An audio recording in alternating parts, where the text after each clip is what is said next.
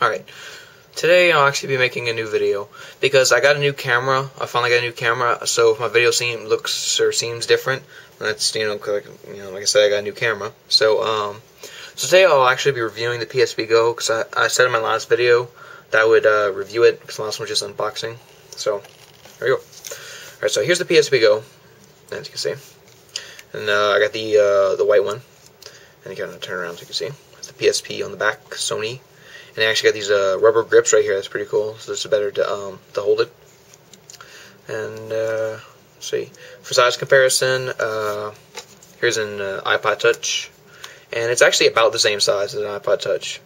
So, and just to compare it to the, I hit the button. Just to compare it to the PSP, this is the PSP 1000, the original, the first one. So you can see it's actually a lot smaller, like in length. About width, it's a little bit smaller in width, but okay. Yeah, because when you play this, if you play this for a while and then you pick up this feels like the old Sega Genesis handheld. That big old Sega handheld thing. I don't know what I'm talking about, but it feels like that. That thing was huge. That's what this feels like, picking this up and then picking this up. Yeah, because it's a lot lighter than that. But anyway. Alright, so just going here, when you're at the, when it's closed like that, you get a clock. That's a pretty cool clock. See what time it is. And if you press this button, like just the shoulder button, you can see it makes like a little wave, like that way. If you press the other one, it makes the wave the opposite direction. Cool little animation, just kind of mess around if you're bored. And if you hold down both buttons, you get a calendar. You can see what the day is, it's highlighted. And if you press it, you can go see what next month's dates are, or the next month. And you can go back, like the previous months and stuff.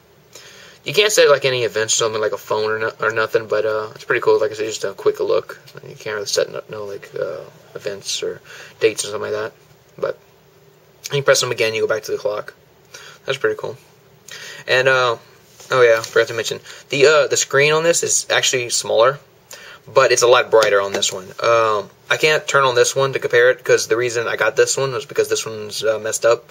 Because I guess I burned my battery on this because the battery This PSP will not turn unless you plug it up to the wall, so I can't compare it to the screen brightness.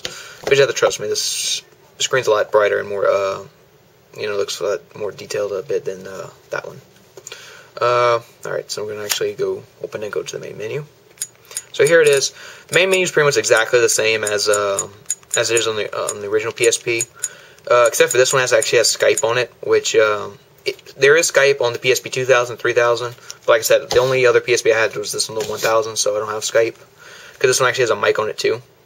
I don't know if the PSP 2000 or 3000 has a mic on it or not, I'm not sure. It probably does since those have Skype, but I'm not sure. This one does. So that's pretty cool. Let's see. Another feature this one actually has Bluetooth on it, which is pretty cool.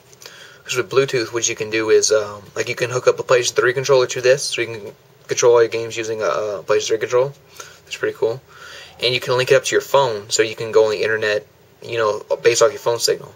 I've actually tried that though with the phone, because I don't know if it would take up, internet charges on your phone, so I don't really want to mess with that. But that's pretty cool though, to use.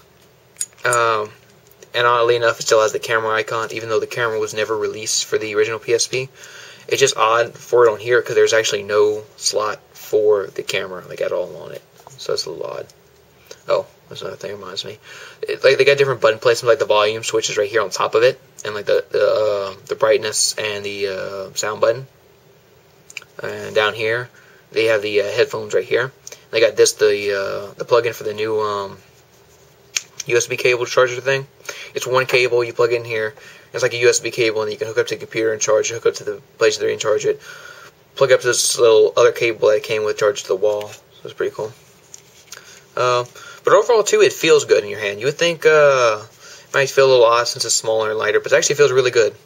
The buttons, they're not too small. They feel just about right. The analog stick's even smaller, but again, it feels good. Another kind of odd thing, the actual analog stick doesn't come off. Like on this one, the little thing can actually come off. This one, it doesn't. So I don't know if that could be a good thing or a bad thing. I mean, it's kind of good because you don't lose it, but I don't know, maybe. Can't take it off, I don't know, for whatever, cleaning or something, I don't know. They got the select and start buttons right here.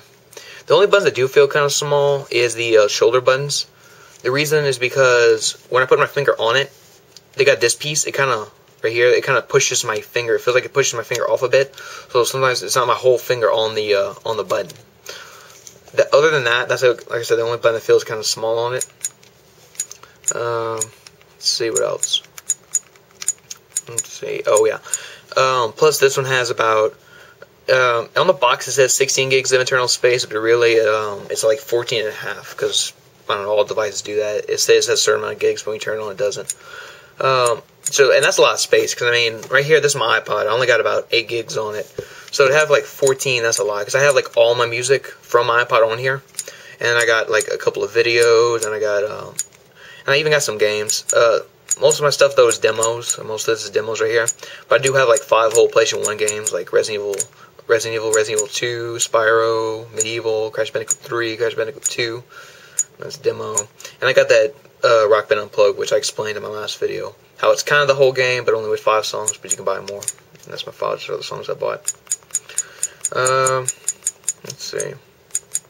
So I'm not trying to go over every little thing on here, because like I said, I'm just trying to highlight the special features just for the Go.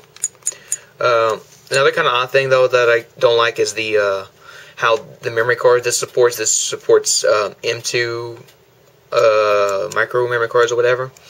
That kind of sucks because I bought an 8 gig memory card for this, thinking that the same memory cards will work, and it doesn't. So, like I said, I mean, I'm down to like 8 gigs now. So, I mean, I guess that's still a lot, but, you know, if I want to expand, I'm going to have to buy a whole other memory card, because it kind of sucks the memory cards just don't carry over. I thought that was pretty stupid. Let's see. Another cool feature, though, for the Go is they got this little home button here. So, as you're playing a game, you can actually press it, and you can either pause the game or quit the game.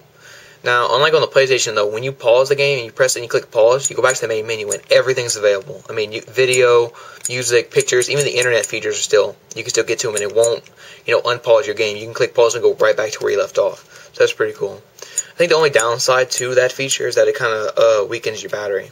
It makes it, you know, you drain your battery faster. And that's another thing, too. The battery life on this, I think it's pretty good. It's about normal, you know, for me. I guess it's kind of like around the same as the iPod. But I mean, it's a lot better than this, because, well, for me, because this one, I had to get a new PSP. That's why I got this, because this one was going out. Like, the battery on it was going out, because this PSP right here won't turn on unless you plug up to the wall. But like I said, that's just me. The battery's getting all messed up on it. Yeah. Like I said, this is all digital, so all your stuff has to be downloaded. There's no UMD slot. So that's pretty good, like I said, for portable, because this feels more like something I would carry around with me, because of its size and the fact that I don't have to switch out discs and all. So that's pretty cool. Let's see. I'm trying to think what else to say. So overall, I really like it. I love the design, how the screen looks, just how it feels, and how everything can be stored. No UMD switching. But if you already have a PSP 2000 or a PSP 3000, I guess you don't really need this, but if you have a PSP 1000, then yeah, this would be a big upgrade, because like I said, this one has Skype, Bluetooth, all that stuff on it, but the price is high on it right now. But I think now if you buy it, you can get either Assassin's Creed or Little Big Planet PSP, so that's pretty good. But like I said, yeah, if you have a 2000, 3000, unless you really want it just for super portable, then that's good. Or if you have like no PSP at all, then this would be good too. Let's see. But yeah, I would recommend it. I would like really recommend if the price was lower, but yeah, it is kind of high. But like I said, I got this. This was messed up, but anyway. So overall, if I had to give the thing a score, I'd probably say like 4.5, because like I said, the price is high on it. There's no well, now you get a free game with it. For me, I just got that Rock Band Lite, but now you can get a free game with it, so that's good. Like I said, if the price ever went lower, then yeah, I'd highly recommend this. But like I said, if you have a PSP 2000, 3000, you'll probably be good with that, because it has some of the same features. But like I said, if you don't have a PSP at all, or you got a PSP or a PSP 1000, then yeah, I would recommend this. So here's my review of the PSP Go.